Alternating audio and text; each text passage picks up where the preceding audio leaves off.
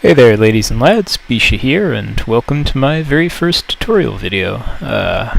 This time I'm going to be taking you on a little tour of the castle here in Stallos, and then I'll be teaching you how to make spiral staircases and curves. So let's get started. First, a quick visual tour of the outside. Probably noticed by now that there really are a lot of curves in this building. I built this whole area with spirals in mind. I was really sort of obsessed at the time, so everything has to be a spiral.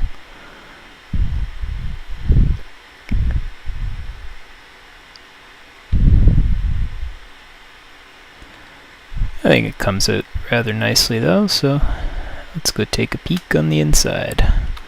Or, well, perhaps a little peek underneath quickly. You can see the clockwork up in here. I've tried to make it as realistic as possible. Of course, I'm not really a clockmaker, so what do I know really? But you know, the gears match up and eventually hit the clock, so that's pretty good. Anyway, in the door.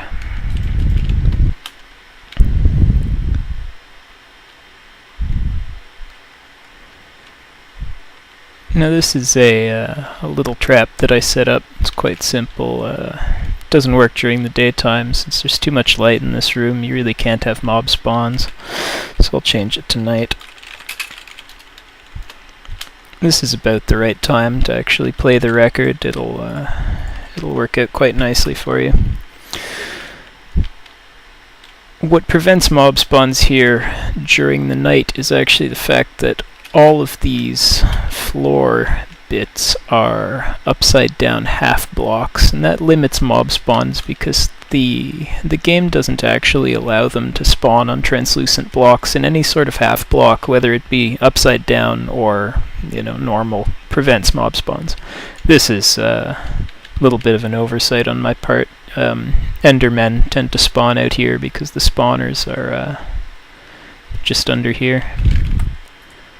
Of course, it's peaceful, so they don't, but I'll just give you a show.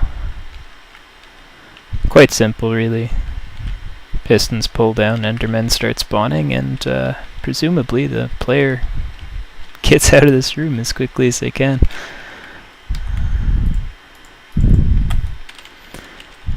Not necessary for now, though. I'll go down and show you the mechanism quickly. Should probably rework this staircase eventually. Lack of spiral disturbs me. That and, small oversights like not putting the upside down half block there. That's the kind of stuff that I like doing. That's okay.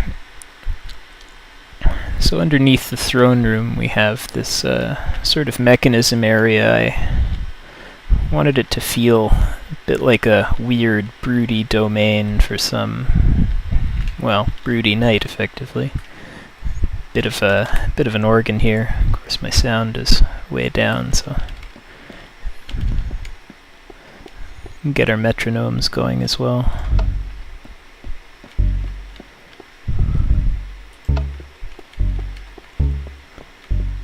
Let's play some music.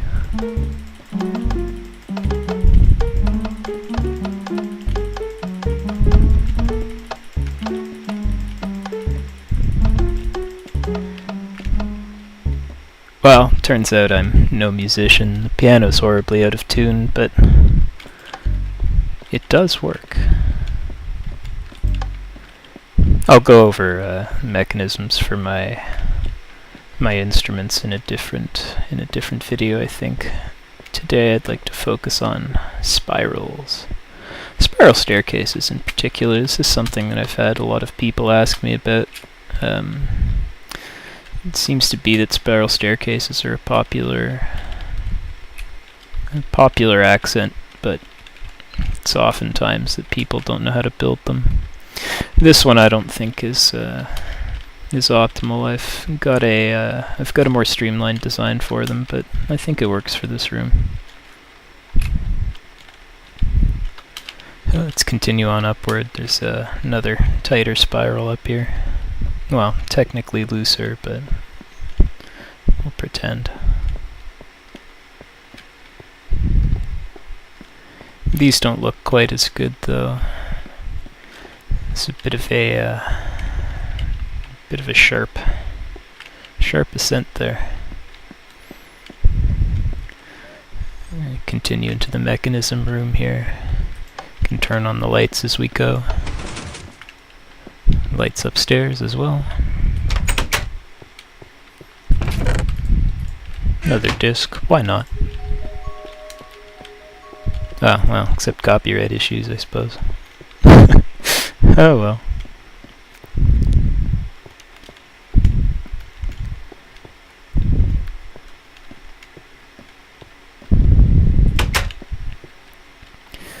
Small tower here, bit of an offshoot.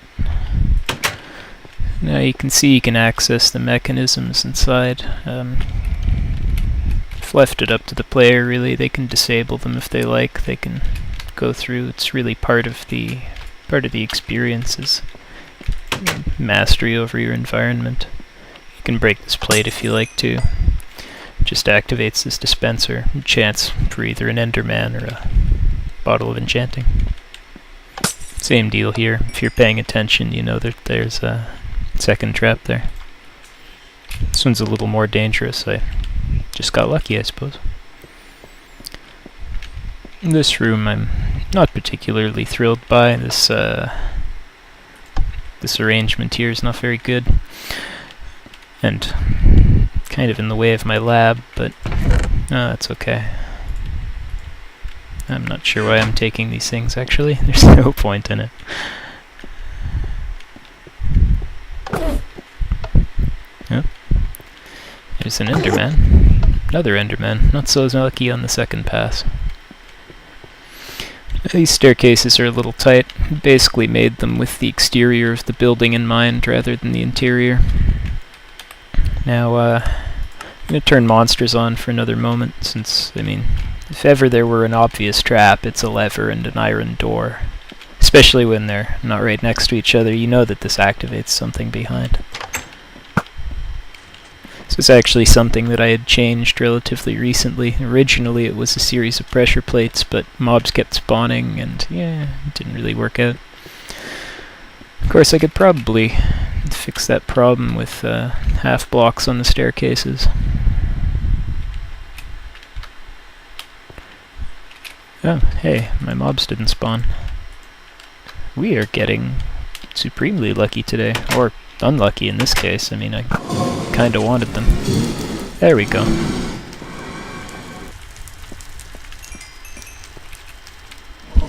Well, they won't attack me since I'm on creative mode, but normally they'd tear up these stairs, and you basically have to make a break for it.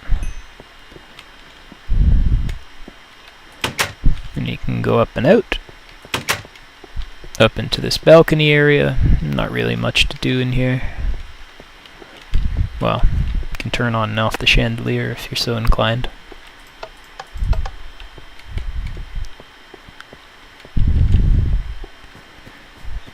Then into here, which is in fact a carbon copy of the other tower.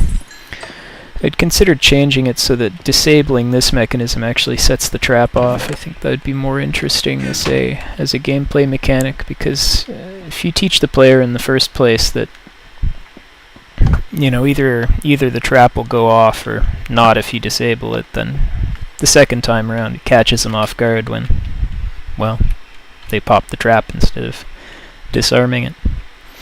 This is something a little more complex. I'm not going to touch on roofs yet, because roofs are something that are unique to every particular shape and size of building. They really have to be.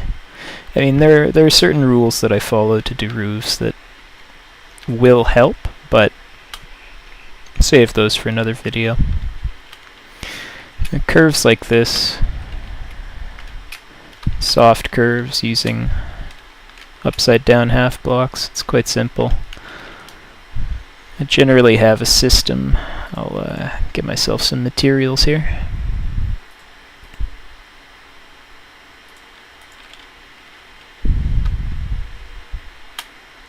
Actually, Actually, you know what? I'll just go to a canvas.